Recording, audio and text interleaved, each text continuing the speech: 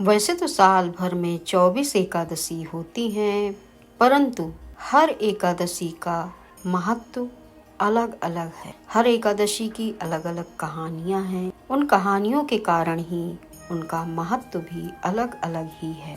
इस बार फागुन मास की कृष्ण पक्ष की एकादशी आने वाली है और आइए हम जानते हैं क्या है कथा विजया एकादशी की और क्या है महत्व। धर्मराज युधिष्ठिर भगवान कृष्ण से एकादशी के महत्व के बारे में पूछते हैं और भगवान कृष्ण कथा के माध्यम से एकादशी का महत्व बतलाते हैं। धर्मराज युधिष्ठिर बोले, हे जनार्दन, फागुन मास के कृष्ण पक्ष की एकादशी का क्या नाम है तथा उसकी विधि क्या है? कृपा करके आप मुझे बतलाइए। तो भगवान श्री कृष्ण बोले, हे राजन, फागुन मास के कृष्ण पक्ष की एकादशी का नाम विजया एकादशी है। इसके व्रत के प्रभाव से मनुष्य को विजय प्राप्त होती है। यह सब व्रतों से उत्तम है। इस विजया एकादशी के महात्म्य के श्रवण व पठन से समस्त पापों का नाश हो जाता है। एक समय की बात है कि देवर्षि नारद जी ने जगत पिता ब्रह्मा से कहा, महाराज, आप मुझे फागुन मास के कृष्ण पक्ष की एकादशी का विधान बताइए। तो ब्रह्मा जी बोले कि हे नारद, विजया एकादशी का व्रत पुराने तथा नए पापों का नाश करने वाला है। इस विजया एकादशी की विधि मैंने आज तक किसी से भी नहीं कही।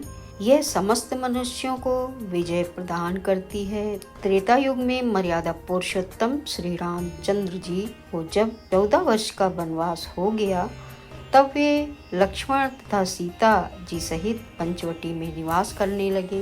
वहाँ पर दुष्ट रावण ने जब सीता जी का हरण किया, तब इस समाचार से श्री रामचंद्र जी तथा लक्ष्मण अत्यंत व्याकुल हुए और सीता जी की खोज में चल दिए। घूमते घूमते जब वे मरणासन जटायु के पास पहुँचे, जटायु उन्हें सीता जी का वृत्तांत सुनाकर स्वर्गलोक चले गए। कुछ आगे जाकर उनकी सुग्रीव से मित्रता हुई और बाली का वध किया। हनुमान जी ने लंका में जाकर सीता जी का पता लगाया और उनसे श्री रामचंद्र जी और सुग्रीव जी की मित्रता का वर्णन किया।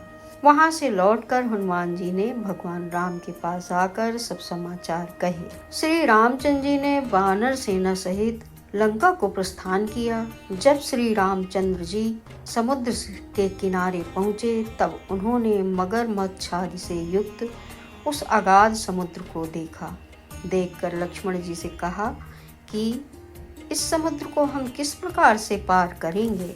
श्री लक्ष्मण जी ने कहा, हे पुराण पुरुषोत्तम, आप आदि पुरुष हैं, सब कुछ जानते हैं। यहाँ से आधा योजन दूर पर कुमारी द्वीप में वग्दालभ्य नाम के मुनि रहते हैं। उन्होंने अनेक ब्रह्मा देखे हैं। आप उनके पास जाकर इसका उपाय पूछिए। लक्ष्मण जी के इस प्रकार के वचन सुनकर श्री रामचंद्र जी वग्दालभ्य ऋषि के पास गए और उनको प्रणाम करके बैठ गए। मुनि ने भी उनको मनुष्य रूप धारण किए हुए पुराण पुरुषोत्तम समझकर उनसे पूछा कि हे राम, आपका आना कैसे हुआ? रामचंद्र जी कहने लगे कि हे ऋषि, मैं अपनी सेना सहित यहाँ आया हूँ और राक्षसों को जीतने के लिए लंका जा रहा हूँ। आप कृपा करके समुद्र पार करने का कोई उपाय बतलाइए। मैं इस कारण आपके पास आया हूँ। वग्दालभ्य ऋषि बोले कि हे राम, फागुन मास की कृष्ण पक्ष की एकादशी का उत्तम व्रत करने से निश्चय ही आपकी विजय होगी। साथ ही आप समुद्र भी अवश्य पार करेंगे। इस व्रत की विधि यह है कि दशमी के दिन स्वर्ण, चांदी, तांबा या मिट्टी का एक घड़ा बनाएं। उस घड़े को जल से भरकर तथा 5 पल्लव रख वेदिका पर स्थापित करें। उस घड़े के नीचे सतनजा और ऊपर जौ रखें। उस पर श्री नारायण भगवान की स्वर्ण की मूर्ति स्थापित करें। एकादशी के दिन स्नान आदि से निवृत्त होकर धूप, दीप, नैवेद्य, नारियल से भगवान की पूजा करें। तत्पश्चात घड़े के सामने बैठकर दिन व्यतीत करें और रात्रि को भी उसी प्रकार बैठे रहकर जागरण करें।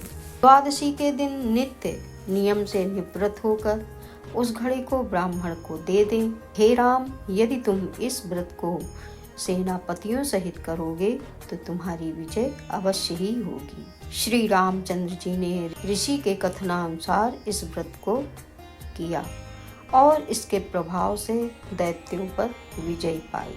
अतः हे राजन, जो कोई मनुष्य विधि पूर्वक इस व्रत को करेगा, दोनों लोकों में उसकी विजय अवश्य होगी। श्री ब्रह्मा ने नारद जी से कहा था कि हे पुत्र, जो कोई इस व्रत के महात्म्य को पढ़ता या सुनता है, उसको वाजपेयी यज्ञ का फल प्राप्त होता है। इस प्रकार भगवान श्री कृष्ण ने युधिष्ठिर को विजया एकादशी की कथा सुनाई और एकादशी के महत्व के बारे में बतलाया। आप सभी भी एकादशी का व्रत करिए और भगवान विष्णु की पूजा करिए। जय श्री हरि, जय श्री हरि, जय जय श्री हरि।